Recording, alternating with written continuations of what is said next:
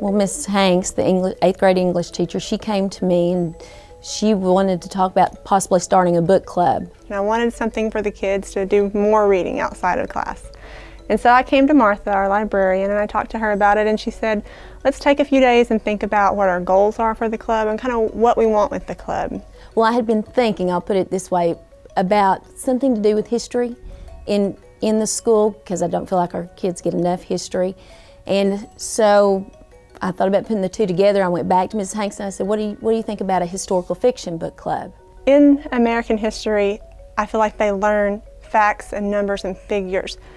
And then literature, by combining that, it has the power to get them to identify with individuals. So instead of seeing numbers, they see people, and they see how these people's lives were influenced and forever changed by the events of America's past. I wanted them to learn about time periods, at least this particular year, starting with colonial times. I wanted it to be American history if possible and work our way down as close to the present as we possibly could. All of our characters were young adult characters, so they could really identify with them. The kids the same age that had to go off to war or had to support their family. And our kids, they can relate to those kind of things. They can feel what those characters are feeling. When they all came together, they all had something in common to talk about because they'd all read the same book. They could all identify with those same characters. For some of those students who may have been big readers, they still may not have read historical fiction. Fantasy, science fiction, horror, those are big ones for students this age. But historical fiction, not as much. When you open their eyes up to some of the stories and how great some of those are, some of those students began to check out more historical fiction.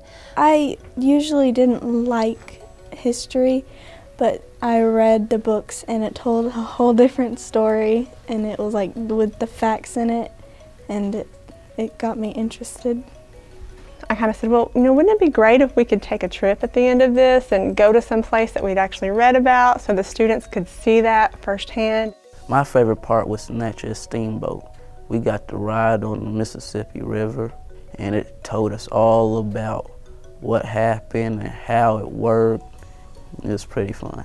One thing about the students here and the students in the club, we live in a pretty isolated area. There are a lot of great things here, a lot of beautiful things here, but a lot of our students don't get a chance to experience more of the world. By exposing them to different cultures and dialects and foods, they were kind of amazed by it, and that was inspiring as a teacher to see that they were taking what they had read and connecting that to what they were seeing. You give them a book where they can read about some of those different places, if it's realistic or if it's historical, or different time periods, or different worlds if it's fantasy or science fiction, but they can go different places. They can learn about things that maybe they had no idea existed through those books. Different people, different cultures, different ways of life, different dialects even, just to get to see that there's a whole world out there. That's what I hope that they find.